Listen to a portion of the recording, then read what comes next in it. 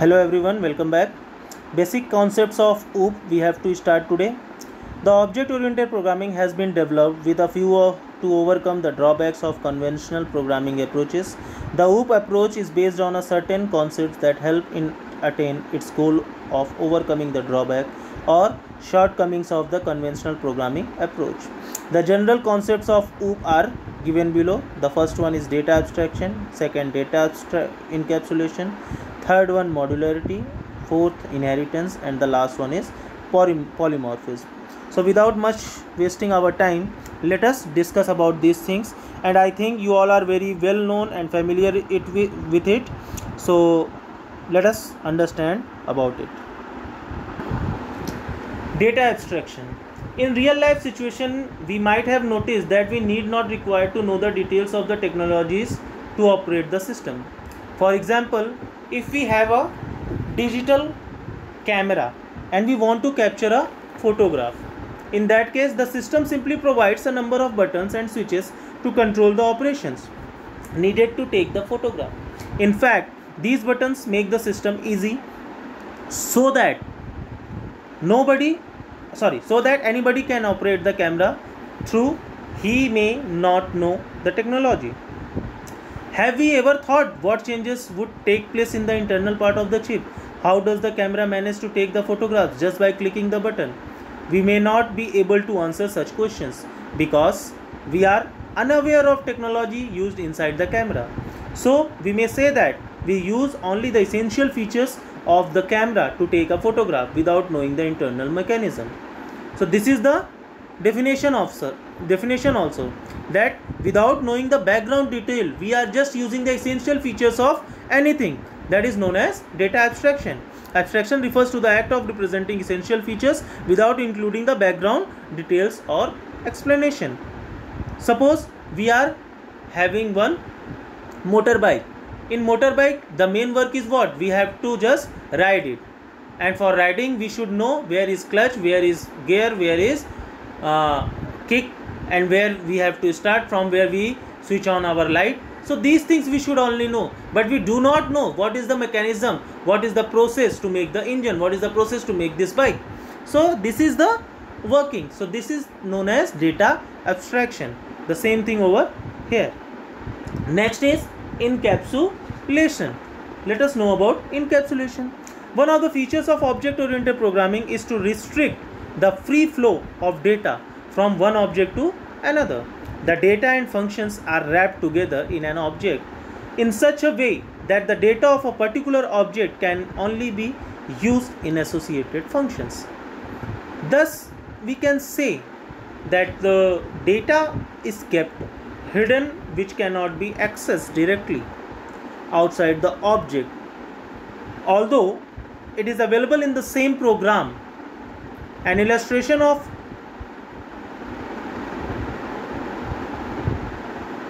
so we can say the system of wrapping data and function into a single unit is known as encapsulation. Here also the same thing is written. The wrapping up of data and functions that operate on the data into a single unit called class is known as encapsulation. For this, I can give you one example also, that suppose you are having one bag with you. In that bag, if you are keeping different items, like you can keep your groceries, you can keep some fruits, you can keep some vegetables in that. So you are keeping different items in a single bag. So that we can say the wrapping up of data into a single unit. So this is the example for encapsulation. So encapsulation says what? The wrapping of data into a single unit is known as encapsulation. The same thing we are doing in programming also. Many different data types we are using in a same program, like int, float, string, into a single unit for different purposes. So we can say encapsulation came into existence. Modularity. Rest things you can study also, you can read also. The book is in front of you all. You can go through the chapter once. If you are having any problem, you can use this video to understand. Now what is modularity? Modularity is the property of a system that has been decomposed into a set of cohesive and loosely coupled modules. The act of partitioning a program into individual components is called modularity. The justification for partitioning a program is that it reduces the complexity to some degree. It creates a number of well-defined documented boundary within the program. A module is a separate unit in itself. It can be compiled separately through the connections with other modules. Modules work hand in hand in order to achieve the program's goal. For example, let us understand it with this example. We must have seen a complete music system. Let us assume that our program represents the music system. The music system comprises of speakers, cassettes, players, record players, CD players, tuner, etc. Similarly, our program can be divided into various modules, each representing speakers, cassette, player, etc. See, each module is a complete unit in itself, yet it works in accordance with other modules in order to achieve one single goal, that is music. Yes, if you talk about this particular example, then if we having one music system, in that music system we are having many facilities like speakers, CD players, audio players and radio, many things, but they all are fulfilling only one need. What? The music, playing music. So this is our main goal. So modularity is doing what? They are divided into different modules, but they are work for one single work. Okay, so this is the explanation of modularity. Now next topic is inheritance. Now what is inheritance? We might have studied the term heredity in biology, which means the transmission of genetically based characteristics from parents to the offsprings. We inherit thousands of characters from parents who in turn had inherited those from their parents and so on. Similarly, the object of a class acquires some properties from the objects of another class. This is possible by deriving a new class from the existing class. And one thing I want to tell you very clearly, the existing class is known as base class, whereas the deriving class is known as the derived class. Deriving class is that class which is deriving something from its base class or super class. The new class will have combined features of both the classes.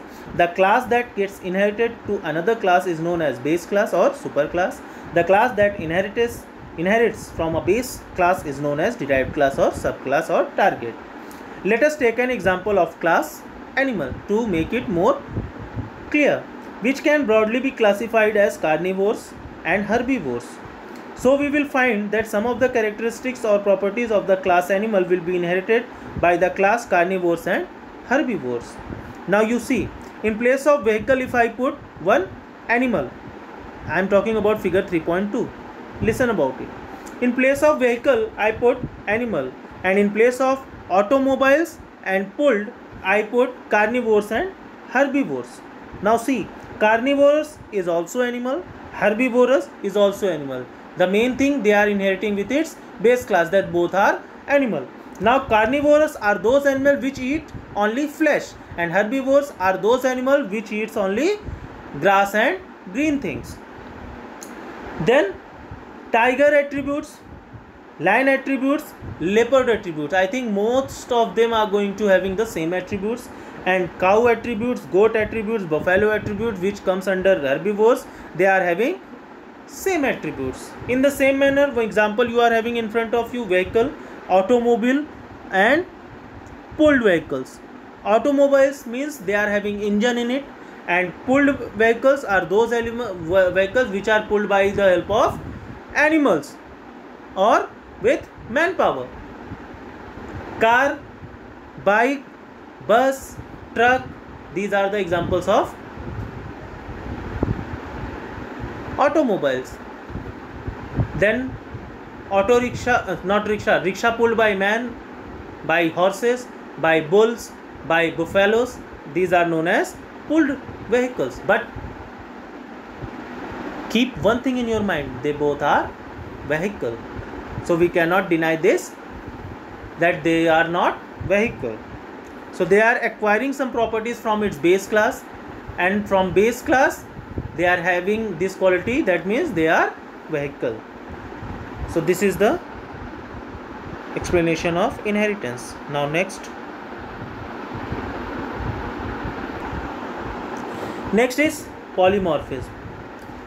Poly, we know that a single word can have many meanings. Similarly, an operation may show entirely different behavior for different set of data and environment. Let us take an example of English word cricket. The word cricket defines a insect with a short leg and some properties in it. The same word cricket is a playing game. If we talk about in Hindi, cricket in Hindi is known as jhingur, and cricket in Hindi is a playing game which is used to play. It's a term. Then some more example if I talk about, then duck. Duck is a bird, whereas duck is known as zero. That means a person got out on 0. Then after that, bat. Bat is known as chamgadar, and bat is a tool to hit the ball also. So these are the terms which are used for what? One word having different meaning. So to categorize these words, we use polymorphism. In making programming also, suppose I have written volume. So volume doesn't make any sense. Volume of cube, volume of cuboid. What volume I am talking? It is not coming with only a word volume. But when I say volume of cube, volume of cuboid, then it is known as that the word is having some meaning. But polymorphism is being categorized with the help of its signature. And signature, how we can write the signature, you all are knowing very well. Let us move ahead. Polymorphism is one of the object-oriented programming principles which supports function overloading. It is the process of using a function method for more than one purpose. The term function overloading is defined as it has the same function name with different parameters. Thus, the function overloading is a process to create a number of functions, methods with the same name but with different parameters that match up the method's name to execute the program. So this is the explanation of this lesson, and I think you most are knowing about it. And if you are having any problem, any issue, you just go through the video, you can get it more clear. So you have to now get ready for your first quarterly examination, in which I had told you that I will give you the questions from these two chapters, chapter number 1 and chapter number 2. So till then, goodbye, have a nice day, keep yourself safe from this pandemic situation.